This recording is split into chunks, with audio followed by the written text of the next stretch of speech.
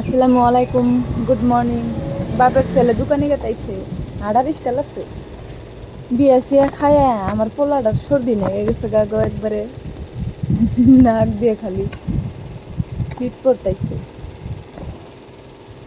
High রে hit বাড়াইছে, high রে পোলার কি দরদ, স্প্রিং দিয়েই হিট নিছে গা।